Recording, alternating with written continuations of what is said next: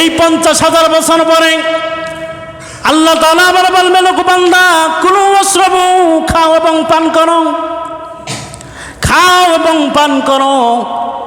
এই খাও এবং পান করো বলার পরে আল্লাহ তাআলার কাছে বান্দারা বলবে, ওগো আল্লাহ, আপনি তো ওয়াদা করেছিলেন নিজ হাতে আমাদেরকে খাওয়াবেন, এই নিজ হাতে খাওয়াবেন। এই একবার খাইলাম, খাওয়ার পরে আপনি চলে যাবেন, আপনার সাক্ষাৎ আর পাবো না।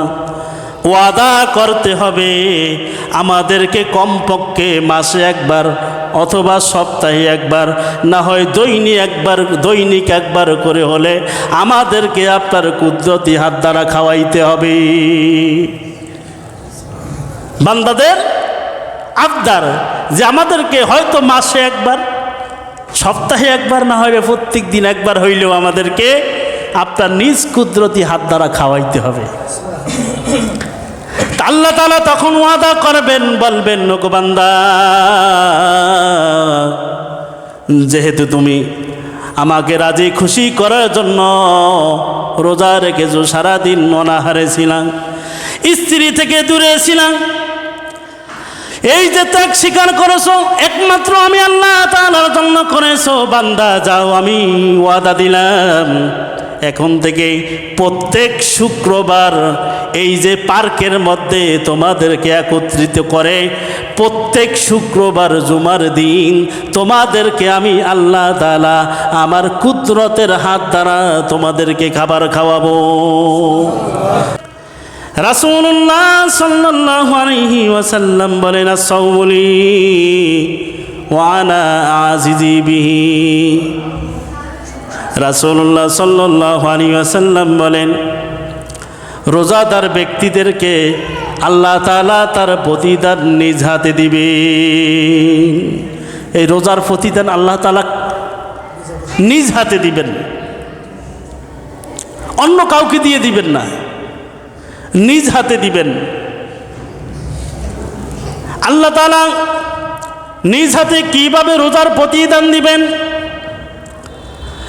সমস্ত রোজাদার ব্যক্তি যখন জান্নাতের মধ্যে চলে যাবেন, জান্নাতের মধ্যে চলে যাওয়ার পরে একদল হুর জান্নাতের ভিতরে, কোন বর্ণনার মধ্যে পাওয়া যায় 72 জন হুর 140টা টেরের মধ্যে, 144টা টেরের মধ্যে 70 প্রকার খানা নিয়া রোজাদারের সামনে চলে আসবে, এসে বলবে, কুলু ওয়াশরাবু, খাও এবং পান করেন। এই জান্নাতি রোজাদার ব্যক্তিরা বসে থাকবে, তারা পান করবে না। তখন আল্লাহ তাআলা বলবেন, ও আমার বান্দারা, তোমরা কেন খাইতেছ না, পান করতেছ না, কারণ কি? তখন আল্লাহ তাআলার এই সমস্ত রোজাদার বান্দাগুলো আল্লাহ তাআলাকে বলবে, আয় আল্লাহ, দুনিয়ার জমিনে রোজা রেখেছি, এই রোজার প্রতিদান একমাত্র আপনার নিজ হাতে দিবেন, এই জন্য আমরা রোজা রেখেছি। এই হুরদের হাতে খাবার খাওয়ার জন্য আমরা রোজা রাখি নাই, ইবাদত বন্দেগী করে নাই। ওগো আল্লাহ, আপনি আমাদের সাথে যে ওয়াদা করেছেন সেই ওয়াদা আপনি পালন করেন। তখন আল্লাহ তাআলা বলবেন, ইসবির, ওগো বান্দা, সবর করো, এখনই তোমাদেরকে খাওয়াইতেছি। তখন আল্লাহ তাআলা জান্নাতি রুটি এবং মাছের কলিজা ভুনা,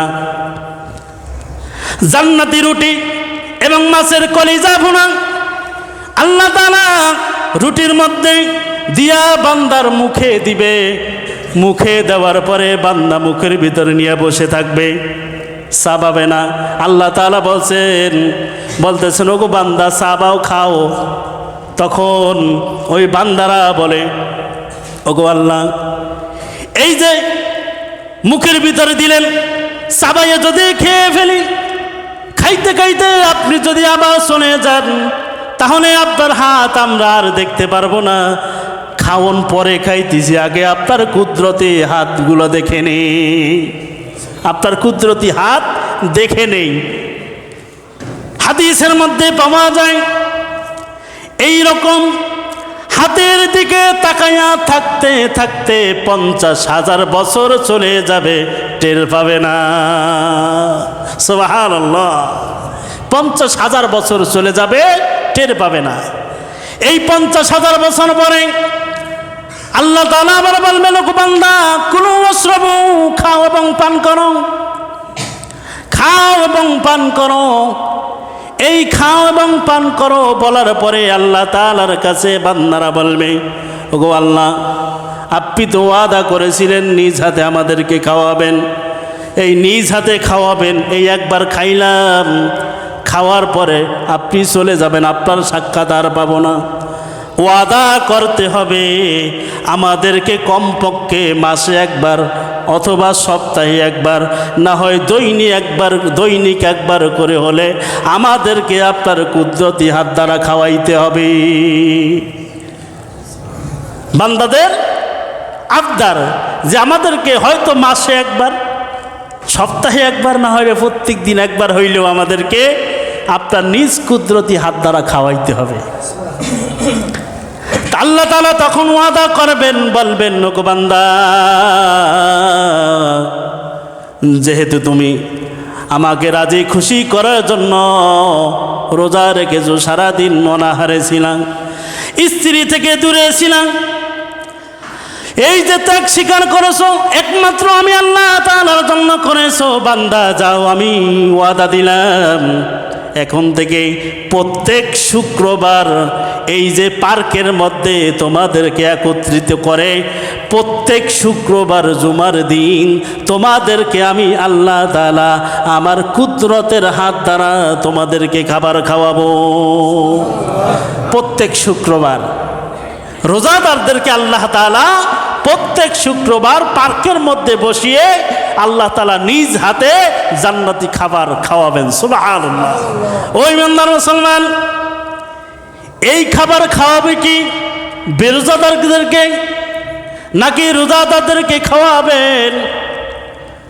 ওই ইমানদার মুসলমান, দুনিয়ার খাবার তো কিছুই না, দুনিয়ার খাবার মাত্র স্যাম্পল। এই দুনিয়ায় আমরা যারা ভোগ বিলাস করতেছি এগুলো মাত্র স্যাম্পল। আল্লাহ তাআলা স্যাম্পল হিসাবে দুনিয়ার জমিনে দিয়ে দিছেন। দোকানদাররা যেই রকম স্যাম্পল দোকানের সামনে সাজাই রাখে, স্যাম্পল দোকানের সামনে সাজাই রাখে, এমনি করে আল্লাহ তাআলাও আমাদেরকে দুনিয়ার জমিনে এই যে আম খাই, ফল খাই, যা কিছু খাই এগুলো স্যাম্পল হিসেবে দিয়েছেন, আর জান্নাতের ভিতরে অরিজিনালটা রেখে দিয়েছেন। মনে করেন জান্নাতের ভিতরে একজন ব্যক্তি গিয়া মনে মনে ভাববে, যদি একটা চড়ুই পাখি খাইতে পারতাম। বান্দা কারো কাছে প্রকাশ করে নাই, মনে মনে বলছে। কিছুক্ষণ পরে দেখবেন যে একটা স্বর্ণের প্লেটের মধ্যে একটা চড়ুই পাখি ভুনা ওই বান্দার সামনে হাজির হয়ে গেছে। সুবহানাল্লাহ বলতে মন চাইল না? বান্দার সামনে হাজির হয়ে যাবে, বান্দা ওই স্বর্ণের চামচ দিয়া গুতাইয়া গুতাইয়া চড়ুই পাখি খাবে। আহ, কি স্বাদ জান্নাতি চড়ুই পাখি।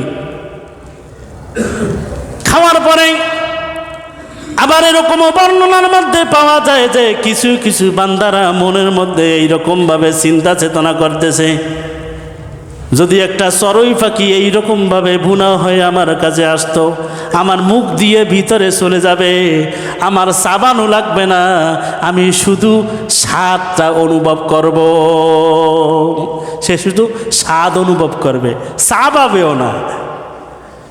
বলার সঙ্গে সঙ্গে ফেরেশতা একটা স্বর্ণের টেরের মধ্যে চড়ুই পাখি একটা নিয়ে আইসা বান্দার মুখের মধ্যে দিয়ে দিবে, চাবানো লাগবে না। আস্তে আস্তে চড়ুই পাখিরা পেটের ভিতরে চলে যাবে, আর বান্দা শুধু স্বাদ অনুভব করবে। সুবহানাল্লাহ।